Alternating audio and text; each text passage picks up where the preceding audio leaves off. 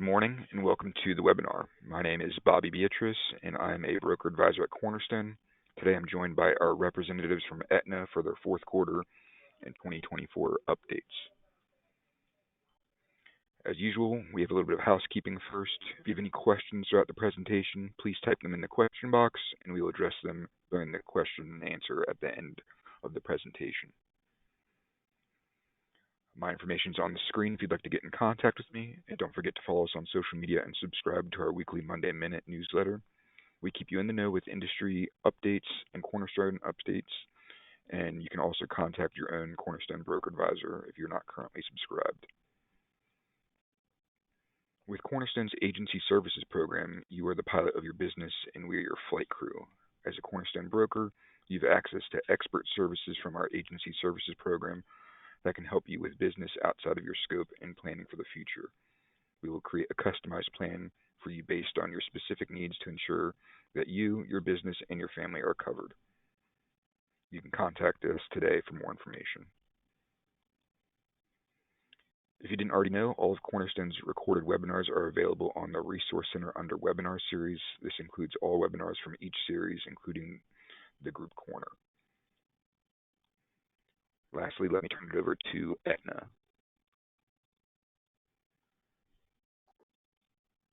Thanks, Bobby. Did I get it over to you? Hold on, I think I no, got the wrong person. Yeah, there's two Mark. There's three Marks actually. Sorry, he forwarded it to several of us, and I think we came in under him. There we go. Okay, if you're unable to see the screen, just please someone let me know, but we should be good to go. Let me just put it in full. We should see it. I think we're good. Okay, perfect. Thanks again, Bobby. Good morning, everyone, and thanks to Cornerstone for giving us the opportunity to meet with you all today, and thank you for taking time out of your busy schedules as well to be here. I'm Adam Ruley, the small group market head of sales for Ohio, Kentucky, Michigan, and Indiana. Joining me today are Marco Quinn, who covers Cincinnati and Kentucky, Aaron Husline, who covers Dayton, Northwest and Southeast Ohio, Dan Fywell, who handles Northeast Ohio, and then Sean McLeod, who covers Central Ohio. Just to quickly go over the agenda, today we'll be walking through our special offerings for groups who are exiting Humana. We'll go over some refreshers and reminders on our small group products, cover the updates to the product and plan designs that are part of our annual 9/1 portfolio update, and then go over our broker bonus program.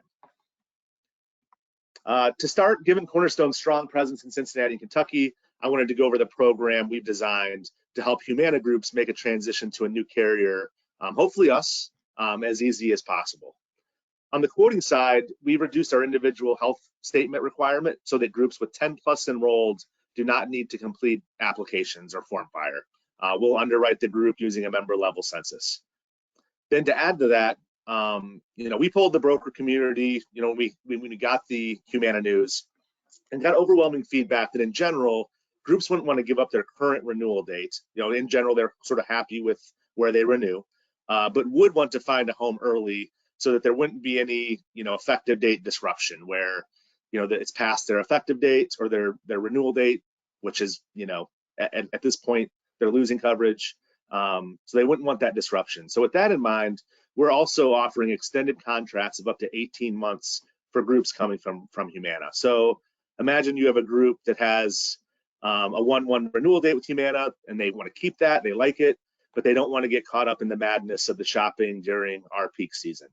You could quote them now for a 10/1 effective date on a 15-month contract, allow them to keep their 1/1 renewal date moving forward. So they wouldn't renew again until 1/1 of 25. It's hard to believe that I'm saying 2025, but that would be the 15-month contract, hypothetically, if we were to write them with a 10/1 effective date. Or you can move them 11/1 on a 14-month contract, so on and so forth. 12/1 for a 13-month, however you'd like to do that. And if they're a group of 10 or more enrolled, you can do that. You can do that shopping for them without having to fill out form fire. It also takes that group off of your list of having to find a new home for them during the fourth quarter when we're all collectively losing our minds with how busy we are. So you can kind of put them to bed early. And then lastly, because we recognize that it's going to take a lot of extra work and time, for the broker, you as the broker, we've included a broker bonus program that will compensate you for trusting us with those groups. It's extremely easy to qualify for in that it starts with the very first group you sell. It pays at $50 per enrolled sub or employee. Then from there is a graded scale where you can earn more by placing more groups with us. As you can see, 1 to 9 groups pays at the 50, 10 to 39 pays at 100, then 40 plus groups would be $150 per subscriber. So again, our philosophy is to make it easy as possible, allow groups to move early, but keep their renewal date, and then compensate the broker for that extra effort that's going to take. And with that, we're going to turn it over to Mark O'Quinn, who's going to go over some general product refreshers. So Mark, go ahead and take it away. Thank you, Adam. Like you said, my name is Mark O'Quinn. I cover the Cincinnati and Kentucky territory. I'll just go over some refreshers as well as some of our value adds. If you have any questions, feel free to interject or we'll save to the end. I wasn't sure what Bobby said. So without ado, I'll start. AFA stands for Aetna Funding Advantage. You'll hear me say AFA a lot through this presentation. It's our level funded product for all 2 to 100 eligible employees. There is a 100 plus version as well. Just reach out to your sales rep. If you do have a group with 100 plus that's interested in level funding. Groups receive 50% of the surplus claim dollar upon renewal. There is a 100% surplus option that's available for a 4% load. A lot of brokers will request their normal proposal, and then after they see the rates, they'll request to see the 100% surplus. There's a lot of good value in that as well. Claims reporting is available to both broker and the group. That's the monthly AFA report as well as a HIA. We have flexible commissions up to $100 per enrolled. Our typical commission is $30 PEPM. We can do a deductible and out-of-pocket credit. I know most carriers will only do a deductible credit, but we'll do an out-of-pocket as well. And then we have some flexibility with plan designs where you can select up to 4.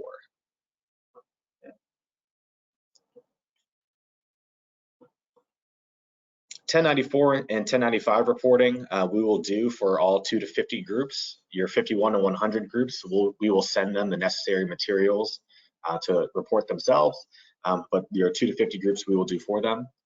We can now write non-ERISA and PEO groups, so your government entities, your church groups, anyone coming to or from a PEO, we can now write. So the only SIC code that we cannot write are staffing companies, if you want to make a note of that. Participation requirement for groups over 10 eligible has been lowered down to 30%. So you should see less DTQs because of that. Under 10, it stays the same at 50%. Adam had brought up extended contracts. For any carrier, we can write a 12 or a 15-month contract. The 15-month contract comes with about a 1% load, but those Humana groups, we can write all the way up to an 18-month contract. I've seen a lot of groups shopping for a 10-1, ready to move early just so they can kind of get that more groups off their plate, but then stay on the 1-1 cycle. I think it's a pretty good benefit for not much more. We'll touch a little bit about our value adds, but just some reminders on what comes included on all our plans at included on all our traditional PPO plans at a $0 copay. Our preferred diabetic supplies and medications, which is new, outpatient and mental health substance abuse visits, teledoc, CVS Minute Clinic visits, and CVS virtual primary care. And then I'll talk a little bit more about this on the next slide. We have still running our admin credit program as well as our bundling credits as well. Any questions on refreshers? As far as admin credit goes, any new group will receive a $300 admin credit. And if they hit a certain increment listed below, they will receive an additional $200 for a total of $500 per enrolled employee. So if they are a 51 to 100 group, they'll receive the $300 plus $200 admin credit for a total of $500. If they are a pre-ACA grandfather plan, they'll receive $500 per enrolled employee. And if they're a level funded incumbent coming from a surplus position, they'll receive a $500 admin credit per enrolled employee. Adam had talked to some higher ups earlier this week, and we are pretty positive they'll be extending the program through 1/1, and we can start quoting 1/1 groups effective 9/1 of this year.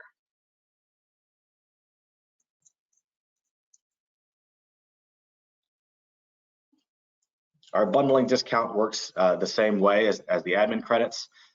If they add dental, they'll receive an additional $200 per enrolled employee. If they add dental and vision, it's $225 per enrolled employee.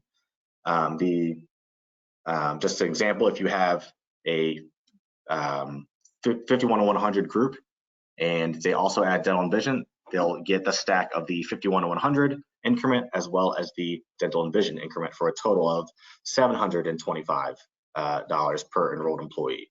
So there's a lot of money on the table for the group to earn just by switching over to Aetna and choosing our products. And just if you're curious, the admin credit is applied to the second month's bill.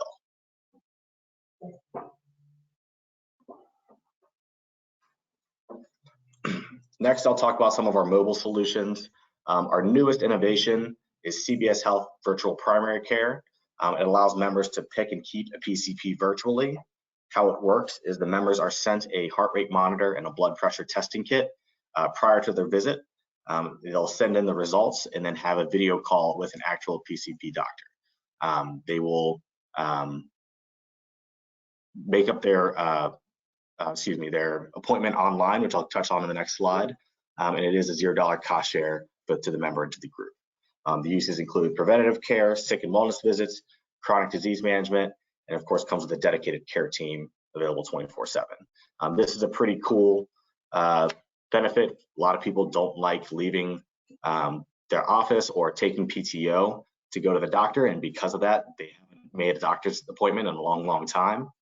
This allows you to stay in the comfort of your home or in the office and just do your doctor's visit in a short amount of time.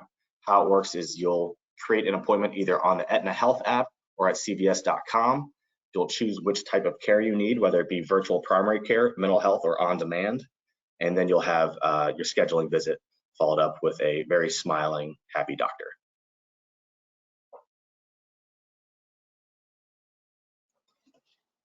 So working in tandem with CVS Virtual Primary Care is our teledoc solution. It's a little different than primary care. It's more for those urgent care situations when you need someone right away. General medical visits for anyone on a high deductible health or HSA compatible plan, it'll be $50 per visit. Mental health is $85 a visit, and dermatology is $75 a visit. Like I said, this works in tandem with virtual primary care, but it is for slightly different solutions. And then on the next slide, I'll touch on our EAP program, which is another mobile solution that is just there to help and is included on all plans. So things like legal counseling, marriage counseling, mental health and substance abuse counseling is probably what we see it used for the most. People that have those issues don't know where to begin to find help. That's why virtual assistance has risen in popularity over the years, things like BetterHelp. Having a hotline on your bulletin board or on your refrigerator gets you one step closer to getting you to that access to care when you're in those times of crisis.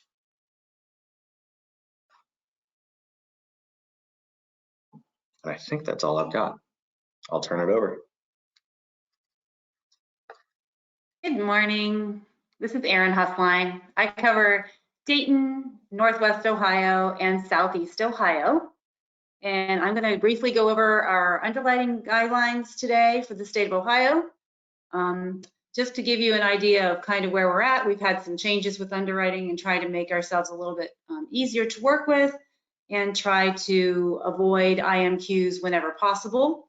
So these are the scenarios in which IMQs or the individual medical questionnaires, the full applications, would not be required. If it's a non-ACA incumbent group, we will not ask for IMQs if there are 5 to 50 enrolled, the renewal is on cycle, they're currently with a MEWA, a PEO, or a level funded carrier, and that level funded carrier would need to provide them with 8 months of claims so that they can provide that to us. And we'd also ask for the renewal, a member level census, the current carrier, and the current funding type. So no IMQs required if those requirements are met. If any of those requirements are not met, or if the incumbent is an ACA group, Then we would not require IMQs if they have at least 25 enrolled and they can provide the renewal, the member level census, the current carrier information, and the funding type. So that's, in a nutshell, what we require to avoid those IMQs. Those requirements aren't met, obviously, we are going to ask for those asks. I will say that we have just been notified that for fourth quarter, we are not requiring IMQs, we are allowing signed IMQs 120 days prior to the effective date for 12/1 effective dates and 1/1 effective dates. So let me repeat that since I kind of jumbled it for you. For 12/1 and 1/1, we are going to accept applications that were signed 120 days prior to the effective date. Okay, I've had some questions on that just recently and wanted to make sure that I got that to you. Okay. As Mark alluded to earlier, we are offering a brand new program 9/1 that we're very excited about, that we think that most of the brokers and the groups out there are going to be excited about as well, because we are now going to be offering, in addition to our free diabetic meter program, which we've had for many years prior to now, we're going to add a $0 preferred diabetic benefit. So basically, for all plans, including HSAs, it's a zero cost share and the deductible is waived. So for the particular products that I'm going to show you on the next slide that are available, we will be adding a zero benefit for diabetic medications and diabetic supplies. And you can see it's preferred generic and preferred brand only on our formulary, but it is quite a large list of options for people to choose. We want to keep people compliant. We want to keep them healthy. We want to keep them out of the hospital. So we felt it was very important to add this benefit to cover diabetic insulin and supplies at a zero cost share. Any questions on that? Okay.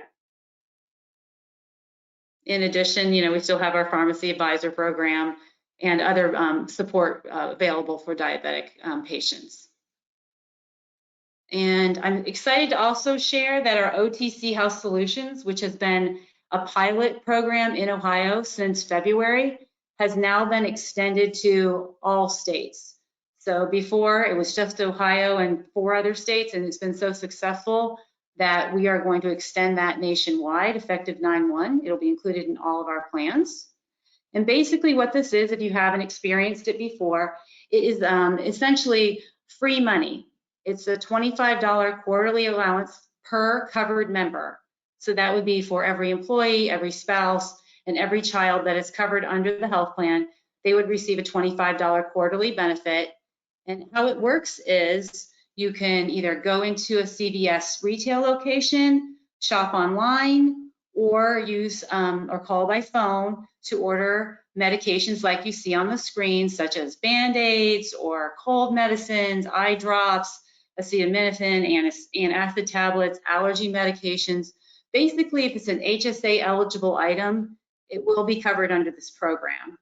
And essentially how it works is it's a credit type of a program. You walk into the CVS, you choose your items, you go to the front of the store, provide your Aetna ID card and date of birth.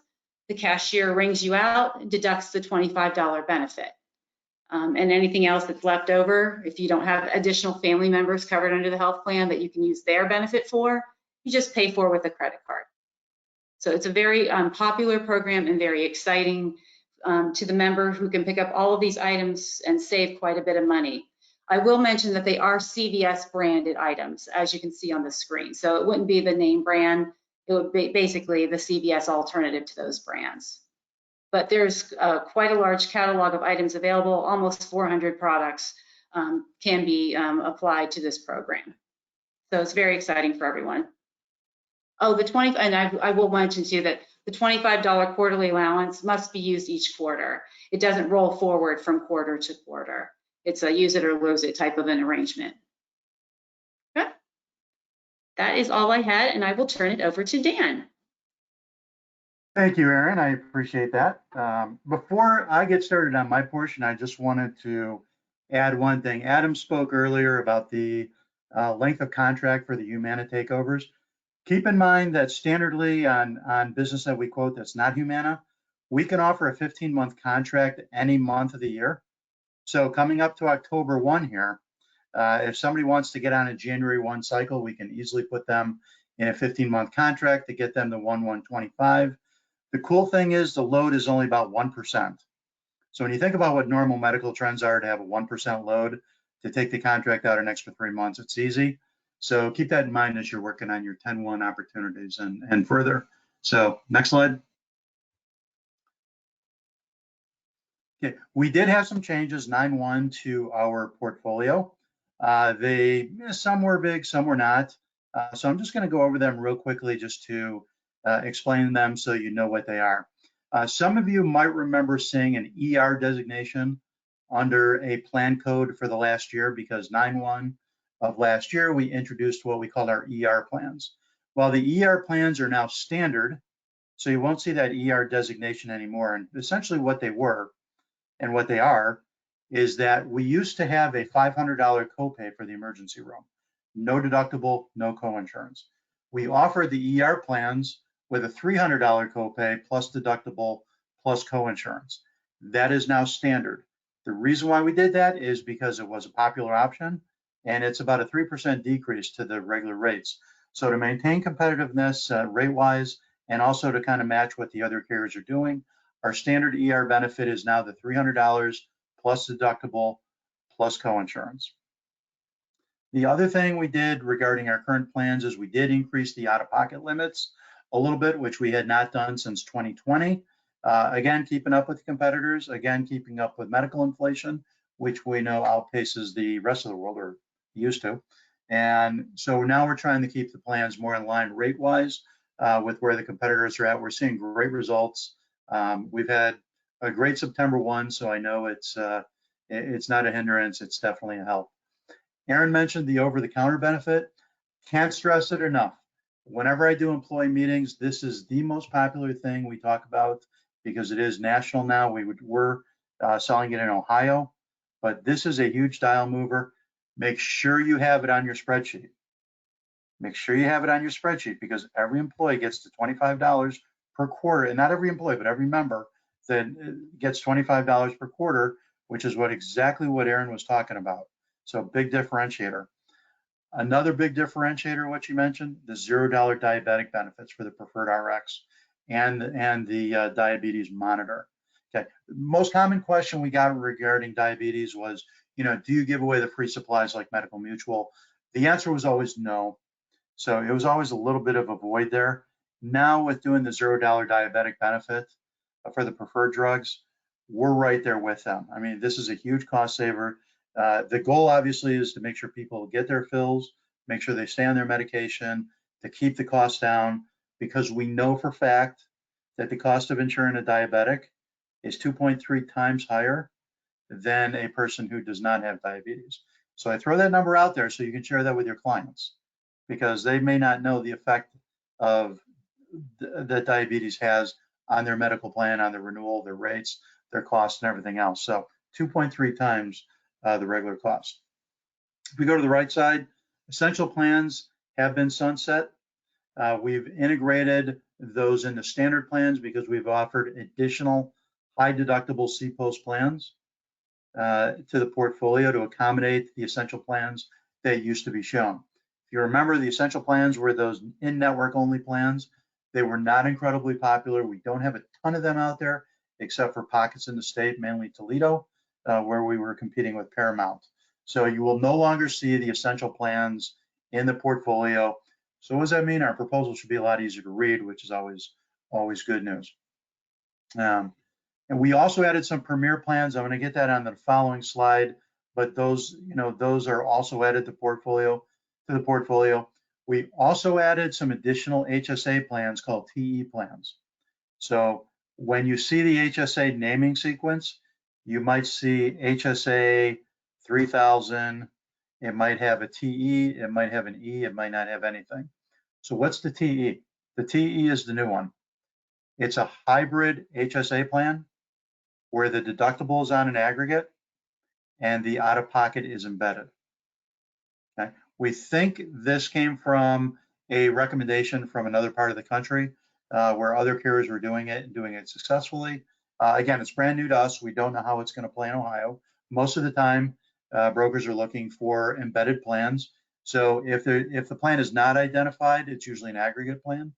If it has an E in the naming sequence, it's an embedded plan. Now, if it has a TE, it's the hybrid plan with the deductible being aggregate, the out-of-pocket being embedded. So keep that in mind as you're looking through our proposals. Last thing on this page, currently, the teledoc fee for an HSA member is $49. Effective 1/1/24, that'll be moving to $56. Again, not a huge increase. Definitely a lot less expensive than going to the doctor. Definitely a lot less hassle. Teledoc usage is through the roof. So this is $56. It is mandated by the teledoc cost. Quite honestly, the utilization is higher now than it ever has been. They've had to recruit a lot more physicians, which means they have to pay a lot more money, which means we have to pay obviously a little bit more. So that's why it's going to $56. So if we go to the next slide, I mentioned that we also have new premier plans. There's 8 new plans in there. You can see the deductibles range from $500 to $5,000. What's different about them? Lower copays. We can go back to primary care physician copays of $20, specialist copays of $40. We do have an emergency room copay of $500 on that plan. But think back to the days maybe 15, 20 years ago when we saw a lot of $20 copays. Go back even farther, we saw $5 and $10 copays. Those are obviously the thing of the past. So you do have the lower copays. You have the lower lab and x-ray cost share, which is zero. And you'll still see some XLR plans on our proposals, and that means the x-rays and labs are at zero. I think it's LXR, not XLR. But the cost for those is zero. Slide load. You have lower out-of-pocket limits on the premier plans, and you have super low RX copays. So the thing we advise you is not to compare these plans with a traditional MIWA plan, with a traditional grandmother grandfather plan, maybe a grandfather plan, but definitely not a grandmother plan. But they're designed as rich plans to compete against the grandfather plans that are out there, especially if they're not grandfathered, maybe in the 51 to 100 sector, where you have some really rich plans. The reason why you don't want to go apples to apples on the MIWA is these are about 14 to 15% higher than our traditional plans. If you use these, it'll cost us out. It'll stick out on the spreadsheet like a sore thumb. So remember, only use the premier plans when we're competing maybe against a grandfather plan or some other super rich plan, maybe that's in force with a municipality or a union. That's where we expect to see them. And that's all I have. I'm going to turn it over to Sean if he's on the line. Hey, I'm here. Of course I'm here. Hey, everybody. Sean McLeod here, Central Ohio. I'm just covering the broker bonus section. So broker bonus hasn't changed in a couple years, works the same way. You start at 5 cases or 75 subs. The silver tier, 15 or 200, and then gold is 25 plus, 350 plus. You hit that first bronze level, you get a nice bonus of 75 per sub. So nice payout. Dental and vision, you're also going to get some extra bonus dollars as well. So $8 for a dental subscriber and $2 for a vision subscriber. So just a pretty nice program there. Again, hasn't changed in a couple years. It's not terribly difficult to hit the bronze level. So I know a lot of brokers out there, even the smaller brokers are going to be close. They sell 2-3 cases throughout the year. They're going to be close going into the end of the year here. So just something to think about through the last few months, 9/1, 10/1, 11, 12. If you're close, check in with one of the reps and just see where they're at. And maybe that broker will be motivated to take a look at some of this stuff.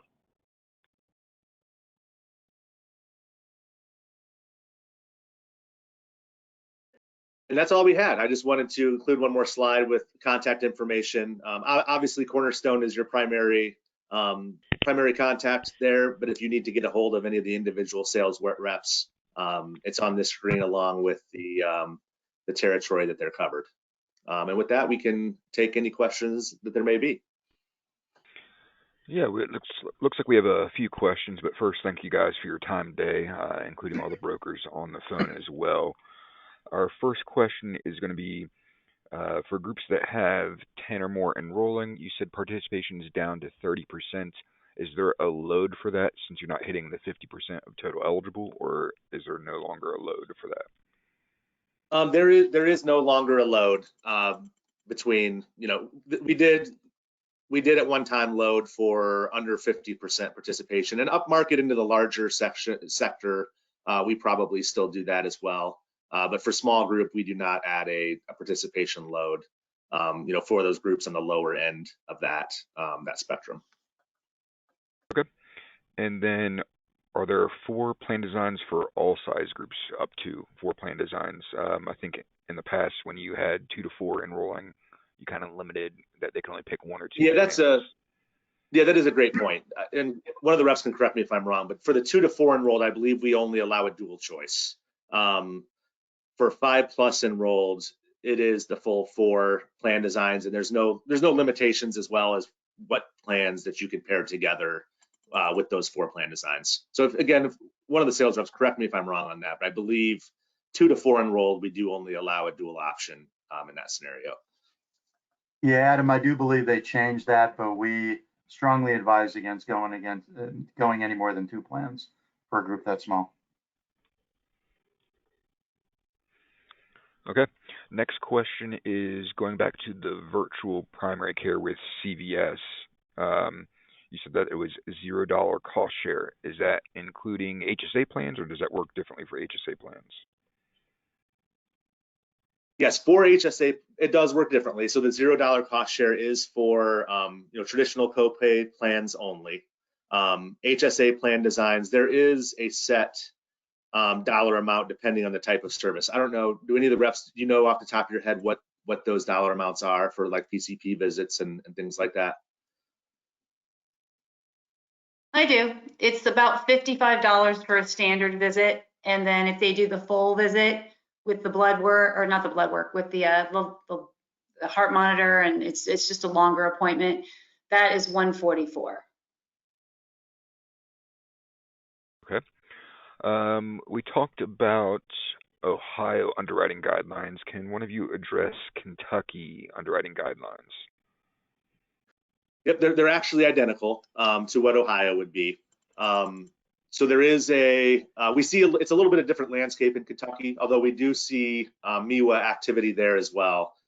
So really, it's identical. Or does it go, Mark? Does it go lower? Does it go down to 15? It's identical, except we need 5 enrolled. In Ohio, we need 2. In Kentucky, we need 5. Oh, so yeah, we don't go down to groups of 2 to 4, but otherwise the underwriting guidelines are the same. If it's coming from if it's level funded currently, coming from a MIWA, coming from a PEO, we can medically underwrite if there's 5 or more enrolled and it's on anniversary. Otherwise, it's that 25 enrolled threshold for IMQs. Okay. That kind of goes back to the next question. Could you actually just go back to this slide talking about the IMQs? The next question is it 10 plus or 25 plus for no IMQ and member level census? So maybe just readdress it is that. So for Humana groups, it is 10 plus for Humana. So we did make sort of a special, I went one too far. We did sort of make a special, concession for Humana groups. So Humana, we will do it for 10 plus enrolled, or if it's Humana level funded, we'll go down to 5 as well there. But for non-Humana groups, if they're not with a MIWA, PEO, or level funded currently, the threshold is 25. And it does say Ohio, but that we should have really said Ohio and Kentucky there, because these do also apply to Kentucky. Thank you. 2 more questions. The next one is, can you explain the difference between the T plans and the TE plans? I think only the TE plans were addressed today. Yeah, so T plans would be truly, Yeah, I wish we'd use the word aggregate. Yeah, go ahead. Was someone speaking? Yeah, the T plans are the aggregate plans. Yeah, we call them, for some reason, we call aggregate plans TIF plans. And so when you see a T, it's an aggregate. When you see it's an embedded plan. And when you see a TE, it's the hybrid plan. Yeah, Thank the TE plans have an aggregate deductible, where if you have a family, the full family would have to satisfy the deductible, sort of like one bucket for the deductible. But with the TE plans, the out-of-pocket max is embedded. So each individual family member has their own out-of-pocket max. So it really just provides a little bit of extra protection if you are a family on one of those plans. So instead of one individual potentially having to meet the family out-of-pocket max, that individual, if something large happens, would only have to meet their individual out-of-pocket max. So I personally am on an aggregate deductible HSA plan design with a family, and it's honestly pretty scary to me, the amount of exposure I would have financially if one of my family members were to have something large, because the family out-of-pocket maxes on those plans are, as you know, are extraordinarily high. I would love to be on one of these plans, because if we do have that situation where one of my family members has that large claim, instead of having to meet the family out-of-pocket max, they would only have to meet their individual out-of-pocket max. So it doesn't provide as much protection as an embedded plan, because the deductible is still family, but it does provide more financial protection versus versus a true aggregate HSA plan design. Okay, and then our last question is for a two-life group, which would be a husband and wife business in this situation. Do they need a third W-2 employee for a quote? They would, yes, they would. So we do not write groups that are only husband and wives. There would need to be another W-2 employee that's not the husband or wife to be on the plan in order for us to be able to write it. Okay, that is all the questions we have today. Sorry, one more question just popped in. Do you require wage and tax for groups 2 to 50? We do not. So that was a recent, that was something and as a standard, we do not. That was something, a somewhat recent update that we no longer require the wage and tax. There are certain scenarios where the underwriter may ask for it. If, the most common would be, a group where there's, multiple companies coming together with common ownership, things like that. They do reserve the right to ask for it. But as a standard, we do not ask for the wage and tax any longer. Okay. All right. Again, thank you, everyone. Brokers, Aetna, thank you for your time today. This will probably be recorded and published on our Cornerstone website sometime next week. So again, thank you, everyone. Thanks, everyone. Thank you. Thank you. Thanks.